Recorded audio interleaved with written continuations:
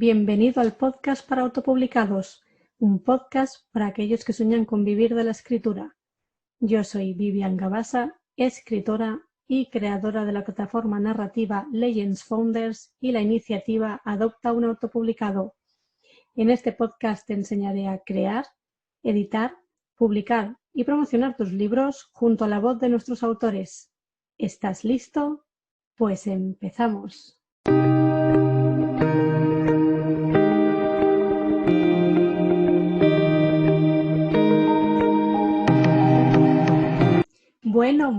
Bueno, volvemos a estar aquí y con más alegría que nunca.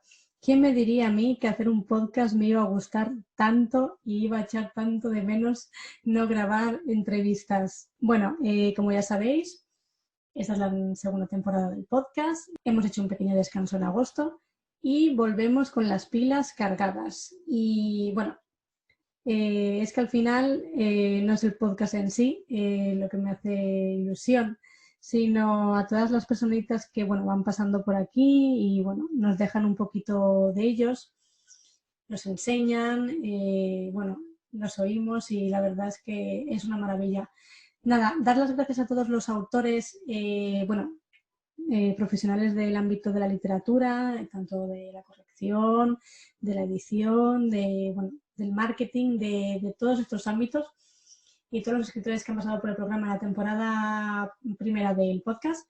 Muchísimas gracias, ha sido una maravilla teneros aquí. Y nada, que esta nueva temporada daremos paso a muchos autores también. Deciros que, estoy muy contenta porque, por fin hemos hecho los retos de la antología Legends Founders. Para los que no conozcáis todavía esto, han sido retos semanales que hemos hecho este verano, junio, julio y agosto, en los que en la plataforma que tenemos de escritura, muchos autores se han retado a escribir historias basándose en una fotografía o en una historia. Y la verdad que han salido historias maravillosas. Ya tenemos a todos, ya tenemos todos los relatos, ya lo anuncié el otro día por Instagram, que publicaremos con la antología en la que estamos trabajando y esperamos que próximamente salga a la luz, con fecha prevista de octubre, noviembre.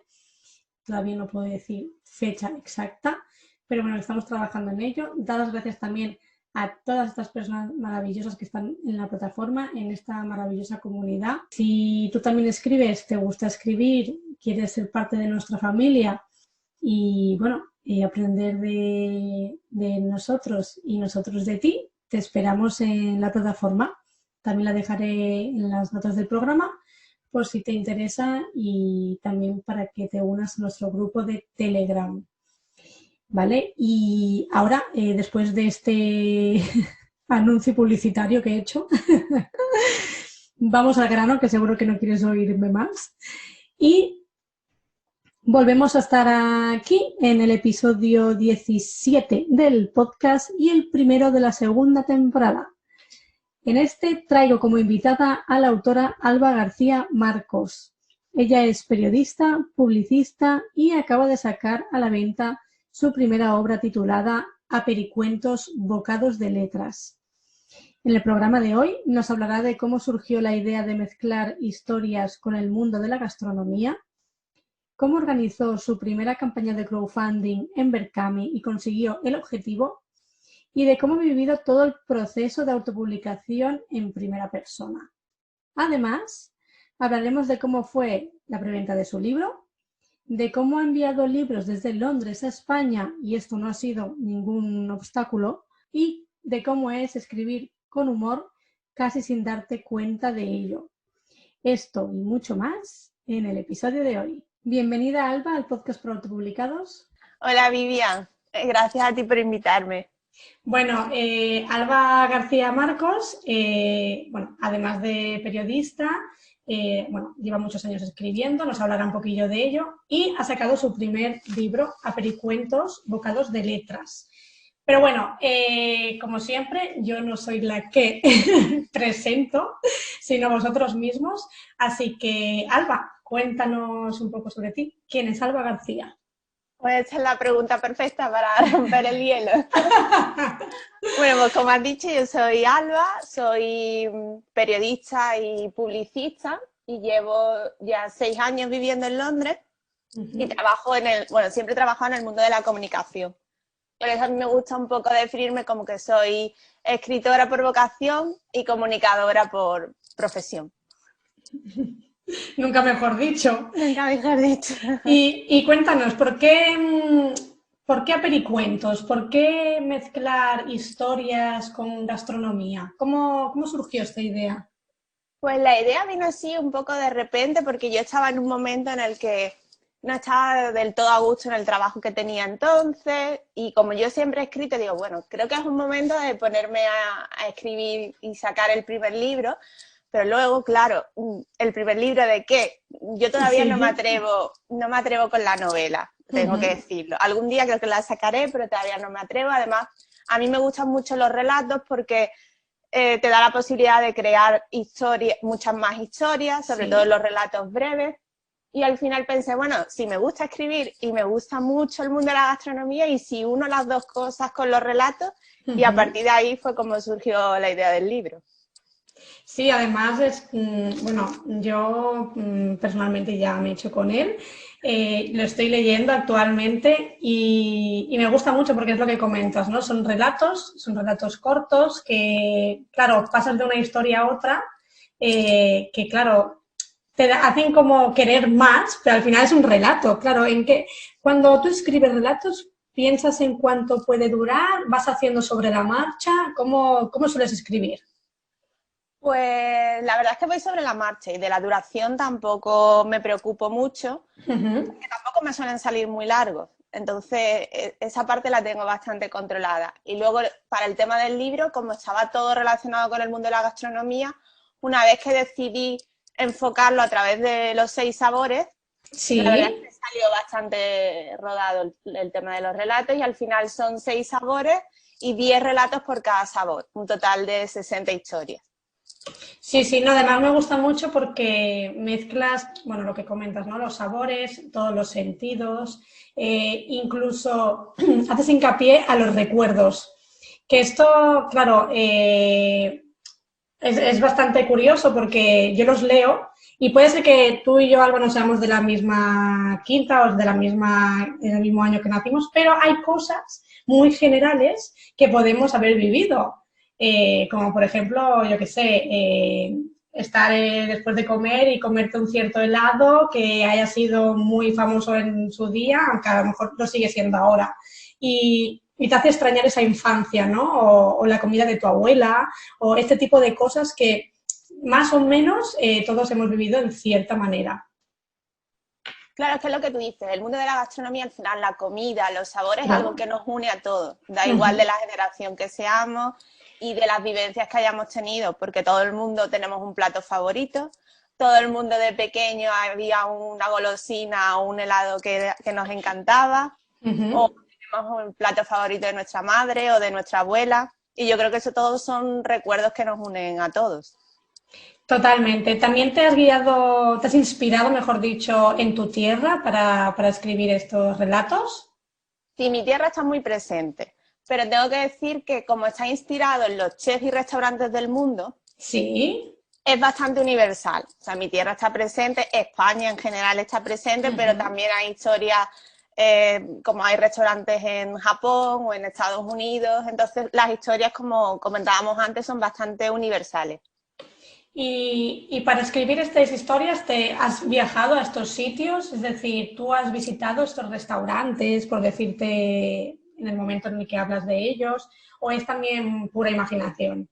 Ojalá hubiese estado en todos los restaurantes, sobre todo de este nivel. No solamente he estado en un par de ellos, y es una Sí, maravilla. Yo a quien pueda, a quien le guste este mundo, que vaya alguna vez.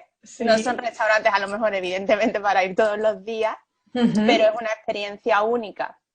Y me he documentado mucho leyendo sobre las biografías de los chefs y de la historia de sus restaurantes. Y a partir de ahí, algunas historias están inspiradas en alguna de las vidas de ellos y otras es pura imaginación. Otras están a lo mejor un poco inspiradas en vivencias mías, pero tengo Sí. que decir, porque ya me lo han preguntado varias veces, son todo historias ficticias.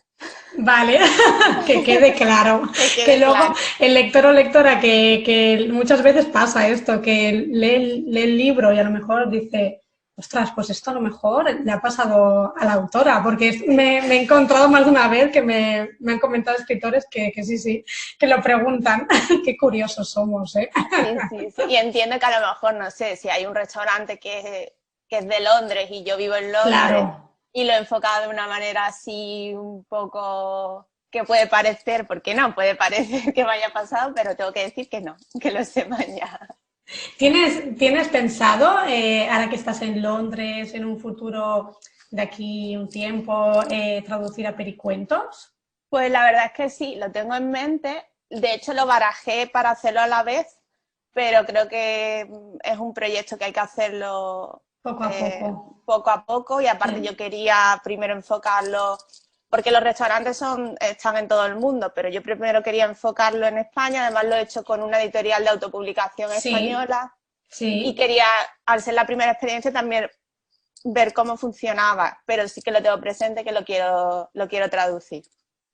No, y seguro que tiene mucho éxito, mucho éxito. La verdad es que cuanto más alcance le das a un libro, mucho mejor. También hay que ver, evidentemente, bueno, la inversión, ¿no? Y el Sí. beneficio que puedes ganar. Y bueno, y analizar un poquito esto. Pero bueno, cuéntanos, uno de los rasgos más característicos de tus historias es el humor. ¿Cómo sueles escribir historias de humor o comedia? ¿Lo encuentras difícil? ¿Te sale natural? ¿Tienes algún truco? Pues Háblanos de esto. la verdad es curioso que me digas eso, porque yo no me había planteado el tema del estilo, Ujú. ni si mi escritura tiraba más hacia una forma u otra, pero a raíz de escribir los retos de la plataforma en Legend Thunder, Sí, me daba cuenta con los comentarios de los compañeros que me decían, no, pero es que me he reído mucho o es que me he divertido mucho con la historia y digo, bueno, a lo mejor es que estoy escribiendo tirando sí, sí, por el humor, un humor un poco particular, un poco irónico, sí, sí, eh, sí. pero entonces me salía solo, así que si todavía no creo que pueda definir mi estilo, pero sí creo que a lo mejor iré tirando por ahí. Pero el irónico, sobre todo aquí en España, que parece que lo usamos mucho, Sí. la verdad es que gusta bastante. Sí, además yo creo que hay algunas historias que van por ahí en Apericuentos, pero como Sí, son tantas historias y tan claro. diferentes, va a haber de todo tipo. Sí, cuéntanos, para el autor que quiera escribir algo, a ver, quizás, claro, es lo que comentas tú, no te has dado cuenta que usas este humor, pero ahora que lo vas pensando y vas viendo que sí que realmente, bueno, te sale solo, para el autor que le gustaría, pues eso, escribir este tipo de historias con esta pizca, ¿no? de humor, de comedia, ¿cómo podría empezar? ¿Qué le aconsejarías? Bueno, todavía no me considero para dar consejos a nadie, pero en ese estilo o en cualquiera, creo Ujú. que hay que empezar siempre leyendo mucho. Sí. Y a partir de la lectura vas descubriendo también tus gustos, con qué te sientes más cómoda a la hora de escribir y a partir de ahí creo que es una buena base para empezar. Sí, al final, claro, cuanto más lees y sobre todo si lees de... Bueno, hay que leer de tu género y de no tu género para poder aprender un poco de todo y Sí, autodescubrirte, pero sí que es verdad que, claro, hay muchos autores que bueno, autores que empiezan, que me llama la atención porque comentan como, sí, yo leo y escribo, pero escribo más que leo. Y esto al final está bien que escribas muchísimo, pero es sí. que deberías doblarlo en lectura. Sí, totalmente de acuerdo. Es que incluso, vale, yo he escrito siempre, pero este es mi primer Sí. libro. ¿Cuántos libros habré leído en mi vida? No lo sé, muchísimos. Entonces, la lectura es el primer paso. Y luego con el tema del género, yo creo que hay que leer de todo. Evidentemente, cada uno tenemos nuestros gustos y nuestras preferencias, pero es algo, por ejemplo, que yo me he encontrado un poco un problema con este libro, que a la hora de tener que enfocarlo en un género, vale, es un libro de relatos breves, Mm. pero para de contar. No, hay algunas historias que son románticas, hay algunas que dan un poco de miedo, pero no lo puedo enfocar en un género. Es cierto, sí, sí, sí. Y bueno, y háblanos sobre, ahora que nos has hablado sobre libros, sobre que has leído muchos libros, ¿te has inspirado en alguno para la creación de Pericuentos? Para el tema de pericuentos, como te he dicho antes, ha sido mucho leer sobre la vida de los chefs. Sí. Que son 60 chefs, pues he tenido que documentarme bastante. ¡Ostras! Sí, mucho. Y luego, por casualidades en ese momento, porque a mí me gusta alternar las lecturas y entonces me gusta leer libros de ficción y libros para seguir aprendiendo de este mundo, que siempre se puede aprender algo, no hay un fin en esto. Y en ese momento estaba leyendo el de escribir ficción. Sí, sí, que es un clásico. Totalmente. Y sobre chefs, ¿nos quieres recomendar alguno personalmente? A ver, no puedo recomendar, pero yo siempre tiraría para la tierra. Sí. Dani García, Ángel León, Quique da Costa. Que como tu tierra, nada. Bueno, España en general. Sí, sí, sí. Realizaste un proyecto de crowdfunding en Berkami para publicar el libro. Háblanos de esa experiencia, que me parece muy interesante. Pues la experiencia en mi caso fue buena porque conseguí el objetivo. Sí. Pero tampoco quiero que piense la gente que esto es la panacea porque hay que trabajárselo mucho. Entonces, para así poner un poco en contexto para quien no sepa cómo funciona, es una plataforma que se encarga de, tú subes tu proyecto, en este caso era el libro, y luego hay mecenas, que es la gente en general, que va a esta plataforma y puede aportar una cantidad de dinero para que al final tú puedas producir el libro. La parte buena, que tú no tienes nada que perder. Sí. Lo que pasa es que hay mucho trabajo detrás desde antes para hacer el proyecto. Tienes que trabajar mucho el tema de los presupuestos, saber realmente cuánto dinero necesitas, más luego toda la promoción para que se conozca la campaña. Esa sería un poco la contra. Que nadie se piense que esto lo subo en la plataforma y esto lo voy a conseguir. Hay que trabajárselo bastante. La comunidad también, ¿no? Llegar un poco a bastante público, porque el público que al final ha sido tu mecenas, eran personas que conocías, eran personas que te han conocido a través de este proyecto en Berkami. ¿Cómo claro, yo diría que más o menos un 70% era de gente conocida. Vale. A lo mejor no muy cercano, pero que cuando lo promocionaba en redes sociales, tú sabes, por ejemplo, Facebook, funciona mucho de gente a lo mejor que conocías del colegio, que no tienes mucho contacto, pero bueno, hay una relación. Pues esa gente, por ejemplo, cuando yo promocionaba la campaña, sí que han participado. Y a mí me sorprendió mucho, porque estamos hablando de personas que a lo mejor no veo en 20 años.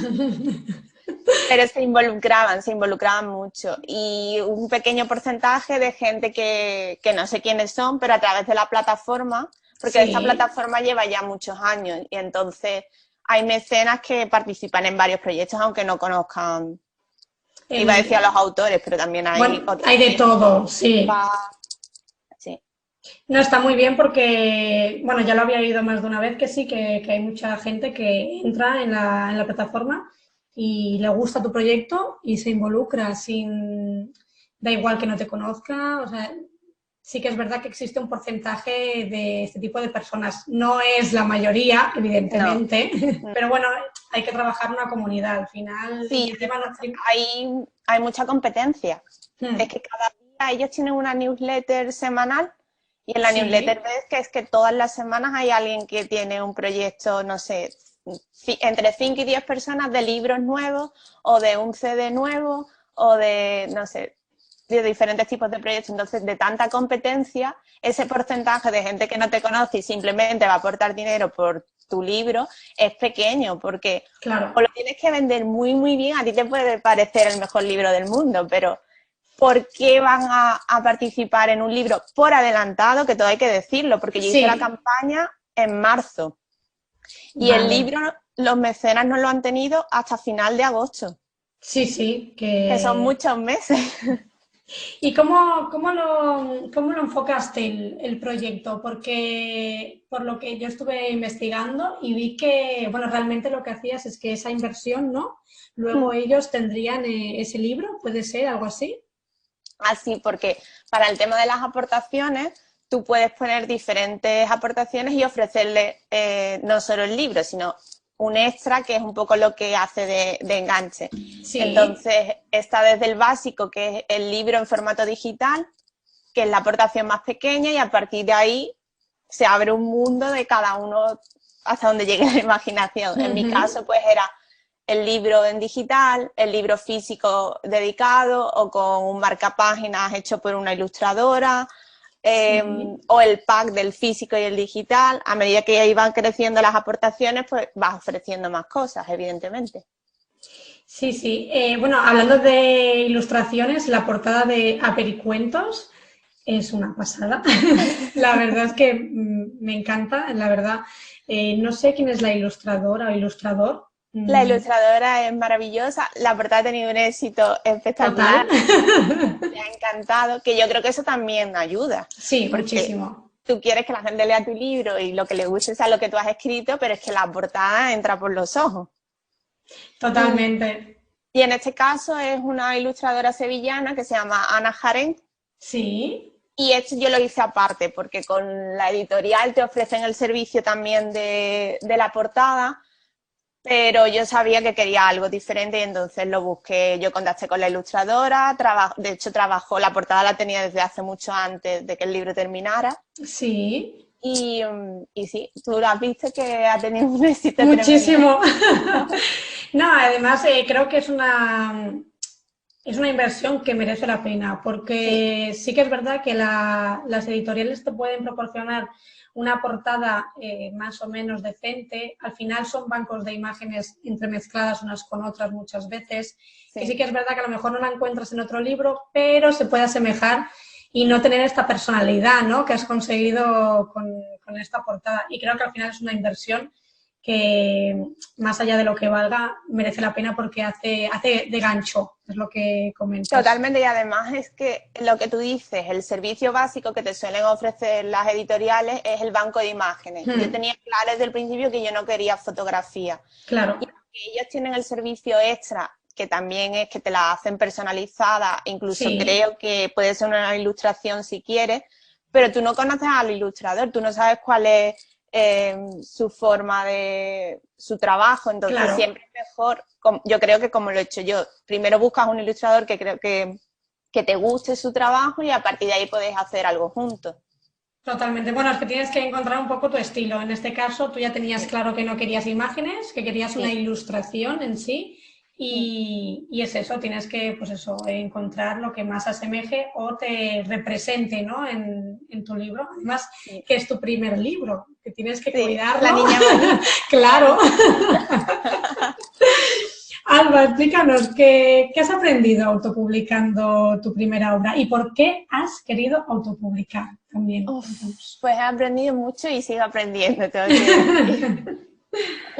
Elegí la autopublicación con editorial porque creo que es el término medio, sobre todo si es tu primer libro, para no sentirte totalmente sola. Yo sabía que yo no lo quería hacer con una editorial tradicional porque no tengo la paciencia de enviar el borrador y esperar, que pueden tardar años en que una editorial te diga, vale, queremos hacerlo. Entonces me quedaba o autopublicar con editorial o hacerlo todo yo sola. Y para hacer el primer libro te das cuenta que son tantas cosas las que tienes que saber que no solo es escribir, que eso se le quita a la gente de la cabeza.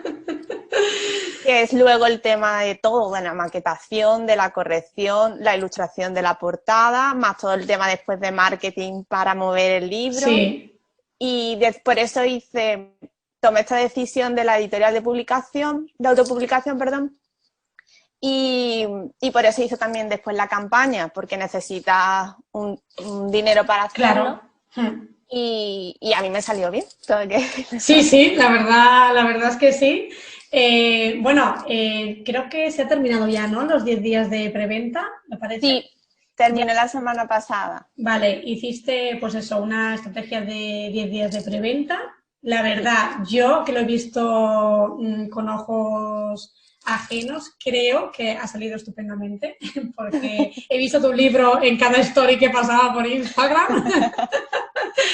Y háblanos, porque eso es una pregunta que a muchos autores les recompone porque piensan, ostras, ¿cómo puedo hacer una buena estrategia de preventa? ¿Cómo te has organizado tú, Alba? ¿Cómo lo has hecho? Pues, a ver, yo creo que ha sido una preventa un poco atípica, porque para mí realmente la auténtica preventa fue la campaña, porque esos mecenas al final han tenido el libro antes de tiempo. Sí. Pero como la campaña de crowdfunding duró, creo que fueron 40 días, es cierto que hubo personas que cuando se enteraron ya estaba cerrada y eso no es algo que puedas abrir o que sea flexible. Claro. Se termina y se termina. Se enteraron tarde o tampoco querían esperar tanto tiempo hasta tener el libro. Y es cierto que cuando los mecenas han tenido su libro y han empezado a subir las fotos en Instagram o en Facebook, ya a la gente se le pica un poco más la curiosidad. Sí, sí, sí. Ya ven que es algo real, que el libro ya está ahí. Y entonces hice eso, 10 días de preventa, que lo que hice fue fomentar la preventa, pero desde mi blog. Es decir, el libro ya se puede conseguir en librerías, en el Corte Inglés, sí. en el app, pero yo le quiero dar ese punto extra de las personas que directamente me lo compran a mí, como por ejemplo que vaya dedicado. Eso claro. Alguien que lo vaya a comprar en una tienda, pues no lo tiene. Y otros pequeños detalles que, como, no sé, el marcapáginas o la notita de agradecimiento o el sobre rosa. Muy característico. Eso ha sido otro éxito. Algo tan pequeño, un detalle tan, no sé, insignificante y todo el mundo encantado con su sobre rosa. Es que, claro, estamos acostumbrados a recibir el típico sobre marrón, ¿no? Soso de correos o de cualquier sitio y te llega un sobre rosa chillón, brillante. Y claro, es que así somos, al final somos así de sencillos. Sí. Además, de verdad. Pero bueno, tengo que decir que seguirá viendo sobre rosa y ese detalle de que vaya dedicado a la gente que lo siga comprando en el blog directamente, pues esos pequeños extras siempre lo van a tener. Totalmente. Otra cosa que me parece curiosa y me gustaría destacar en el podcast, tú hiciste los 10 días de preventa, obviamente, claro, venían dedicados con su marcapáginas, como has comentado, y, claro, venían de Londres, porque tú vives en Londres. Claro, ¿qué significa esto? Que cuando tú compras a Pericuentos, tú también tienes que pagar un extra, el lector o lectora que compra Pericuentos tiene que pagar el envío, que ahora mismo no recuerdo cuánto es, pero, claro, es algo al final curioso porque, bueno, muchos autores como que dejan sus libros a menor precio o les quitan valor, pero luego si te das cuenta, realmente si alguien quiere tu libro, va a pagar el importe de envío, sea de Londres o sea de donde sea, va a pagar lo que quiera, porque realmente si lo quiere, lo va a comprar. Sí. Y es una cosa que es curiosa. A mí es algo que me preocupaba el tema de los gastos de envío, porque si haces una compra grande de que, no sé, en una tienda de ropa y te gastas 100 euros, a lo mejor pagar 10 euros de gasto de envío, pues no, en relación no parece tanto. Claro. Pero algo tan pequeñito como es el libro, si los gastos de envío se suben tanto, pues a mí eso es algo que me preocupaba. Pero yo, por ejemplo, no estoy de acuerdo con las estrategias de que cada uno es libre, por supuesto, de hacer lo que quiera, pero de autores que regalan su libro, lo ponen en Amazon gratis. Sí. Que son estrategias, pero yo, aunque sea 1 euro...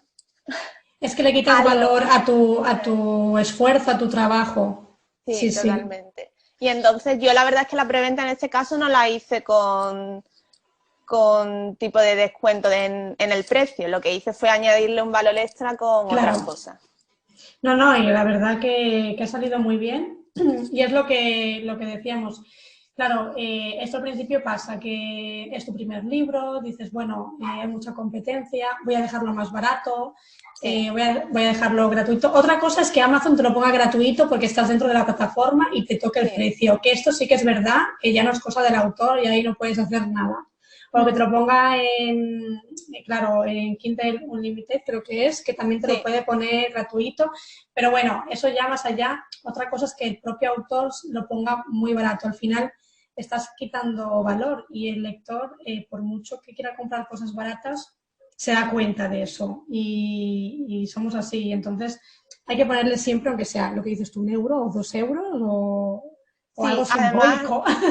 sí, claro, además lo que igual que te he dicho antes que el tema del género, a la hora de clasificarlo ha sido a lo mejor un pequeño problema, Sí. también es una ventaja este tipo de libro, porque hay, por ejemplo, me han contactado muchos ¿cómo se dice? Bookstagram, Bookstagram, sí, sí.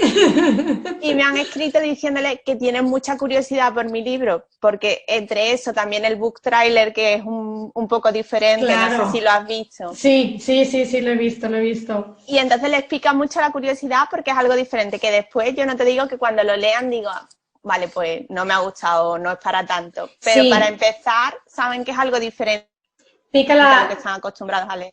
claro, te pica la curiosidad. Y además, ahora que comentas el book trailer, que no lo recordaba y lo vi hace ya tiempo, Sí, está muy bien hecho también. Es que, claro, que te la ha hecho alguien también, supongo que has sí, pagado, sí, claro.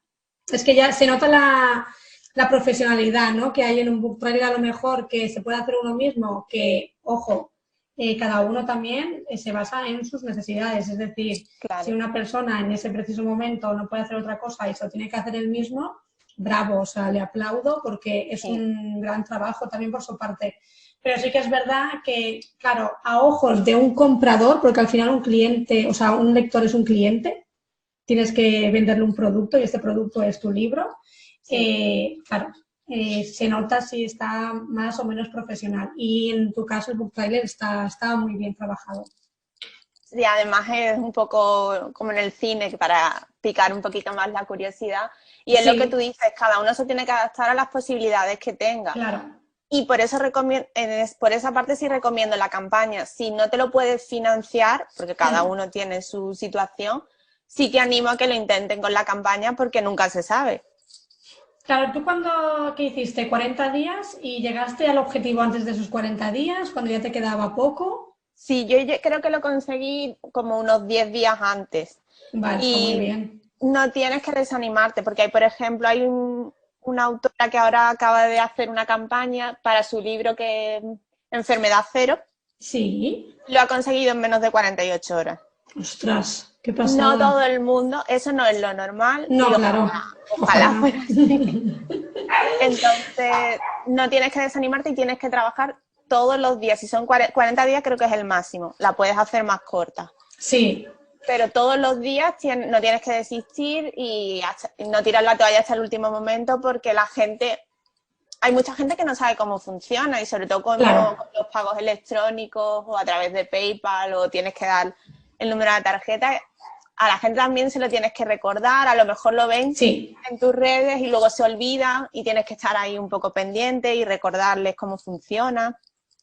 totalmente. Es que al final es un trabajo diario Sí, porque, bueno, esto lo he comentado más de una vez, pero es que es verdad que estamos acostumbrados a que todo sea, vamos, servido. Necesitas que sea todo rápido, fácil para que la persona, claro, es lo que dices tú, no se le olvide, no se quede a mitad de proceso porque se lía y lo ve muy complicado. sí. Entonces tienes que estar ahí y al pie del cañón hasta lo que dure y más allá.